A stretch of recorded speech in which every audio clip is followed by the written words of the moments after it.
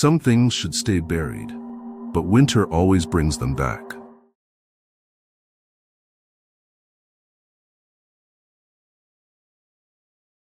It's a road no one wants to take after dark, a stretch of frozen asphalt winding through the mountains, known simply as Deadman's Curve. Locals whisper about strange accidents, all following the same eerie pattern. Some talk of phantom vehicles, others of restless spirits, but all agree on one thing: Deadman's Curve is cursed.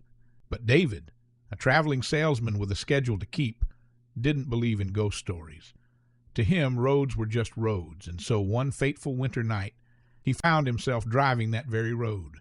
The snowstorm had hit suddenly, a white curtain descending from the heavens, blurring his vision as he gripped the wheel tighter. His windshield wipers worked furiously, but it was as if the snowflakes were falling faster than they could clear.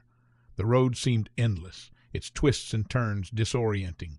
The swirling snowflakes created an optical illusion, making him feel like he was driving in circles. Then, through the haze, he saw them. A pair of headlights in his rearview mirror. At first, David was relieved. Another car meant he wasn't completely alone out here. The presence of another traveler on this desolate stretch brought a brief sense of comfort. But as the lights drew closer, something felt off. They weren't following at a safe distance. They were tailgating him, blindingly close, flooding his car with an almost oppressive white light. He tapped his brakes lightly, signaling the driver to back off. But the headlights didn't budge. Instead, they seemed to press closer, as if the car was practically kissing his bumper. The glare in his mirrors was so intense it hurt his eyes. Frustrated and unnerved, David decided to pull to the side of the road to let the reckless driver pass. But no one passed. The headlights simply stopped behind him. He waited, staring into the rearview mirror, his breath visible in the cold air of the car. When he craned his neck to look, his heart sank. There was no car, just two glowing orbs suspended in the storm, steady and unblinking. Panic surged through him as the headlights began to move again, this time circling his car. He could see their light reflecting off the snow, moving in an impossible arc. His rational mind fought for an explanation. Was it a reflection? A trick of the storm? But deep down he knew something was wrong. These weren't ordinary lights. They had an intelligence to them, a predatory intent. David's hands trembled as he threw the car into gear and sped off, his tires skidding on the icy road. But the lights followed, their movements erratic, unnatural. They weren't just chasing him, they were toying with him, darting in and out of his mirrors like a predator playing with its prey. The beam of their light pierced the blizzard, always finding him no matter how he turned or how fast he drove. The road grew narrower, the mountains closing in around him like a vice. David's mind raced. Was he hallucinating? Could exhaustion and stress be playing tricks on him? Then, as his car rounded a sharp bend, his blood turned to ice. The road ahead ended abruptly at the edge of a deep ravine. A weathered sign, half buried in snow, warned of the drop-off too late to be of any use. He barely stopped in time, his front tires teetering on the edge. The car rocked slightly, the abyss below swallowing the beam of his headlights. Shaking, he looked back. The headlights were gone. The darkness behind him was impenetrable, as if the storm had swallowed them whole. Relief washed over him, but it was short-lived. The air around him grew colder, an unnatural chill that seeped into his bones. Then, faintly, through the blizzard, he heard it.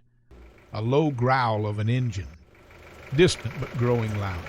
David's chest tightened as the sound grew deafening, vibrating through the steering wheel. The headlights reappeared, not behind him, but ahead.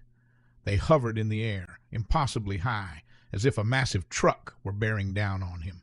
He slammed the car into reverse, but his tires spun uselessly on the ice. The growl of the engine turned into a roar, and then, just as the lights were about to engulf him, David was found the next morning, his car at the bottom of the ravine. The impact had crumpled the vehicle like a tin can, but curiously there were no skid marks leading to the edge, no sign he had even tried to stop. Locals say the headlights belonged to a truck that went off that very cliff decades ago, its driver consumed by rage and frost. Some claim the driver's fury lingers, hunting for new victims to drag into the void. So if you're ever driving Deadman's Curve on a snowy night and see headlights behind you, don't stop, don't look back. You might not like what you find.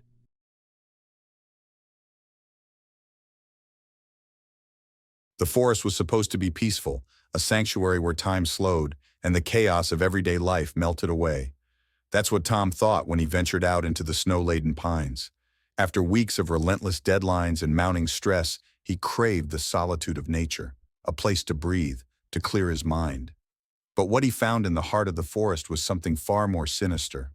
It started innocently enough as he set up camp under a canopy of towering pines. The snow was fresh, blanketing the ground in a soft, untouched layer. The silence was profound, broken only by the occasional rustle of wind through the branches.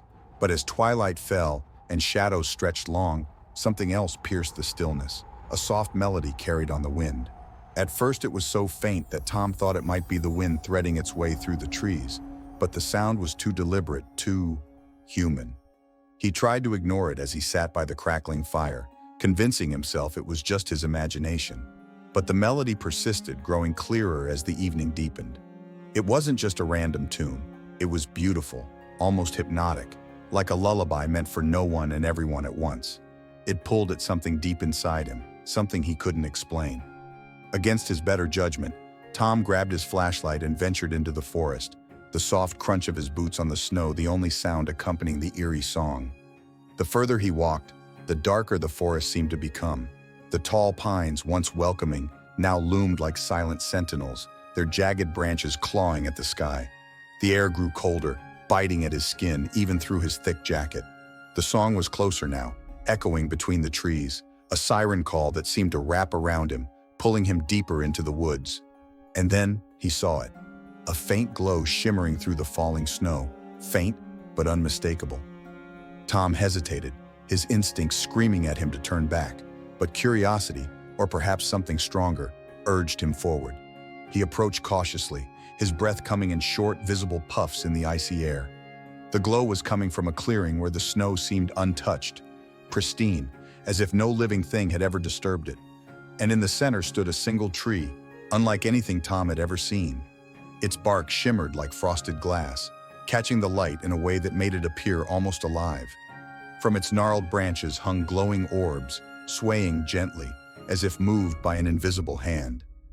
As Tom stepped into the clearing, the singing stopped. The silence was deafening, broken only by a faint whisper that seemed to come from everywhere and nowhere.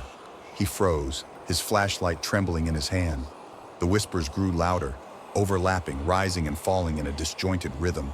Panic clawed at him as he swept the flashlight beam around, but the darkness seemed to devour it, leaving the edges of the clearing shrouded in shadow. And then he saw them, faces. Dozens of pale, frozen faces etched into the bark of the shimmering tree. Eyes wide, mouths open in silent screams, each face frozen in a moment of terror. Tom staggered back, his stomach churning. But before he could fully process what he was seeing, the tree moved. Its branches, impossibly long, began to reach toward him, bending and twisting with deliberate intent. The whispers around him turned to screams, a cacophony of voices that made his ears ring. Tom stumbled, his flashlight slipping from his grasp and plunging the clearing into near-total darkness. He scrambled to his feet, but when he looked up, the tree was closer, its shimmering bark inches from his face. Tom ran. He didn't think. He didn't look back. He just ran, his breath coming in ragged gasps, his footsteps frantic and uneven. But the song returned, louder this time, as though it were chasing him. It wasn't just around him anymore. It was inside him, reverberating in his skull, drowning out every thought but one: escape. His surroundings blurred as he barreled through the forest, branches snagging at his clothing and snow flying up around him. He didn't stop. He couldn't stop. When they found him days later, wandering near the forest's edge, frostbitten and barely coherent, he couldn't explain what had happened. The only words he could manage were, "The tree sings," over and over like a mantra. Locals who heard his story only nodded knowingly, their expressions grim. They say the singing pines have stood for centuries, their haunting song luring wanderers into their icy embrace. Some call it a curse, others a legend. But one thing is certain: those who hear the song never truly leave. They may return in body, but a part of them will always remain with the tree, another face etched into its shimmering bark, another voice in its eternal melody. The cold lingers, and so do the stories. like and subscribe. 2 new horrors arrive next week. But be warned, some stories don't just stay in your mind, they follow you home.